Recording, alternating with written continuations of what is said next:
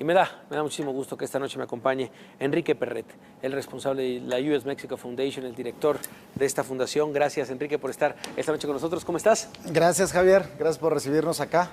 ¿Cómo anda el ánimo, Enrique? A ver, tienes años viviendo en Washington, conoces a la gente en Washington, no solo a los migrantes, no solo a la gente que vive allá, sino también el tema de la grilla política desde hace varios años. ¿Cómo está el ánimo ahorita? Mira, en la fundación, en la US Mexico Foundation, tratamos de enfocar en este mayor entendimiento entre México y Estados Unidos, ¿no? Y hacíamos hoy una reflexión sobre los últimos 3 años, ¿no? A partir de la llegada de Trump, ¿qué está, o sea, en términos generales, ¿no? Comercialmente hablando, económicamente hablando, no podemos negar que hay hoy una incertidumbre. No se ha firmado el nuevo Tratado de Libre Comercio o el Tratado de Comercio, el USMCA. El NAFTA pues sigue un poquito ahí tambaleando. Cada vez que puede el presidente Trump dice que es el peor tratado de la historia. El peso ha estado presionado frente al dólar pues en los últimos 3 años, ha tenido sus picos cada vez que el presidente de los Estados Unidos dice algo. Entonces, en la parte económica, comercial, pues estamos ahí con mucha incertidumbre, vamos a dejarlo. Sí, incertidumbre es la palabra. Sí, incertidumbre, ¿no? En la parte migratoria también estamos a punto de cumplir estos 90 días del periodo que se negoció, digamos, en Washington por el gobierno mexicano y el gobierno americano para que se bajaran los flujos migratorios hacia los Estados Unidos. Creo que ha habido buenos resultados, al menos es lo que podemos ver por el gobierno mexicano. Se hablaban de meses que llegaban hasta 140,000. ¿Y si se ha reducido en los últimos 90 días? Sí, definitivamente este mes ha tenido muchos menos. Y ha habido una respuesta, hay que decirlo, del gobierno de Estados Unidos también positiva. Y ha habido una respuesta positiva, no se impusieron los aranceles, etcétera. Pero las amenazas han estado ahí. Y en la parte, Javier, que a nosotros también nos preocupa mucho, todas nos preocupa mucho la retórica en Estados Unidos, que si el gobierno, el presidente, algunos otros miembros del gabinete han insistido, digamos, frente a los micrófonos, es pues un poco darles aliento a algunos grupos racistas o los más radicales, ¿no? Y luego algunas expresiones, pues evidentemente tragedias, como lo que sucedió en El Paso, con un target muy claro hacia los hispanos, hacia los mexicanos. ¿Nunca antes visto, Enrique? Yo creo que con ese target, o sea, un joven que escribió una nota y que dice voy tras ellos, yo creo que no.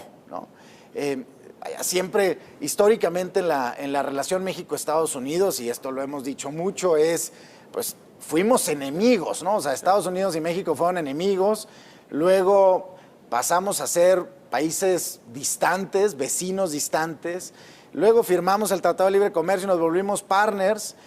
Yo creo que estábamos en una situación ya mucho más allá de partners, de amistad. Y pues estaba este question mark, ¿no? Este signo de interrogancia de qué va a ser México y Estados Unidos hacia el futuro, cómo más nos podemos integrar, la fuerza laboral, la frontera. Y llega esto, y yo creo que hoy sí, Javier, estamos pasando por un momento probablemente de los más complicados, complejos en las últimas décadas, al menos, de ánimo incluso, al menos en nuestra vida, debe de ser de los más complejos, ¿no? Para terminar este análisis del informe de gobierno, hemos tocado de todo, es lo que no se dijo, hemos hablado de grilla, de la oposición, de números, de datos, específicamente en estos 2 días que llevamos, este es el tercero. Nos faltaba el tema que a mí me parecieron fundamentales, un par de temas que mencionó y que le dio importancia Andrés Manuel López Obrador el domingo pasado.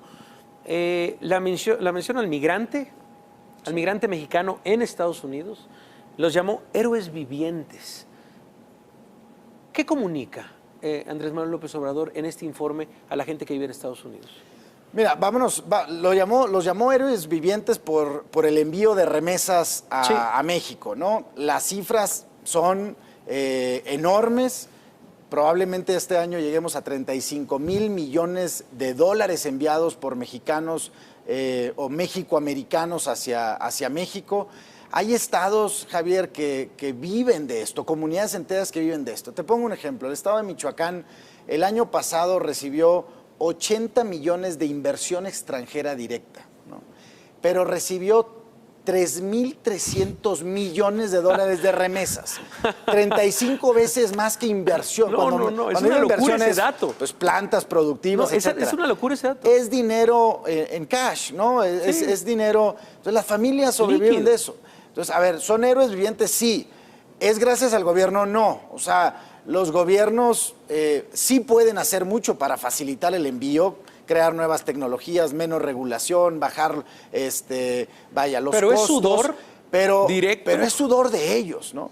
Hay un nuevo estudio de Nielsen en Estados Unidos que dice que los hispanos, ¿no? Tomando en cuenta a los mexicoamericanos más los hispanos, son casi 60 millones, tienen un poder adquisitivo de 1.9 trillones de dólares. Eso es más que todo el PIB mexicano, el de España, el de Australia, ¿no? 60 millones solamente, nosotros somos 125 millones de habitantes en México. Es el poder. Es un poder adquisitivo brutal, bestial, ¿no? Nielsen lo sacaba un poco para darle a las marcas también y a los productos. Claro. Tienen que ir tras de este mercado, ¿no? Pero es un mercado enorme, es un grupo enorme. Yo creo que hay que apapacharlo, yo creo que hay que cuidarlo, hay que respetarlo, hay que abrazarlo, hay que, de todo. Son mexicanos que viven allá, ¿no?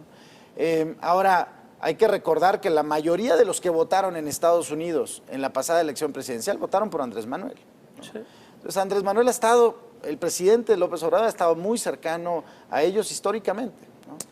A ver, sí, el tema de las remesas, vaya datos que nos das, estos héroes vivientes, bien lo dices.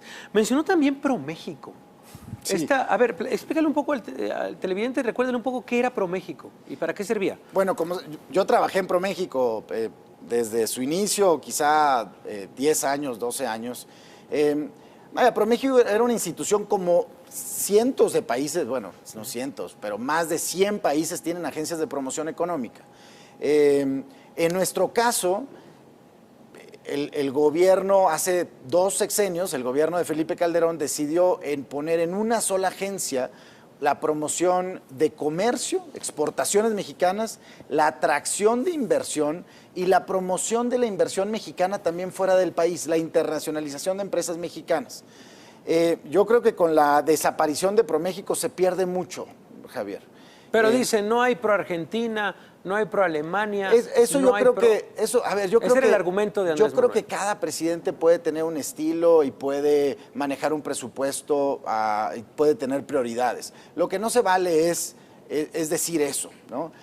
Existen pro-Argentina, existe el pro-Chile, quizá con otros nombres, existe el pro-Francia, sí hay oficinas. El Invest in Canada, hay oficinas hasta estatales, deja tú de países. Hay estados de la Unión Americana, de Canadá y de otros países que promocionan en México para que empresas mexicanas inviertan en esos otros países o para que sus empresas vendan en el territorio mexicano, lo cual está bien, Javier. Hay una globalización, todos competimos. No solamente está mal dejar de promocionar en el mundo, sino que también hay que saber que otros países, en la ausencia de México estar promocionando, también pueden hablar mal de México. Es decir, pues si Brasil, Colombia, Argentina, India y Singapur van por una empresa, que esa empresa tiene potencial de llegar a México, pues también no dudemos en que les están guiñando el ojo y diciéndole cosas negativas que pudieran estar pasando en México.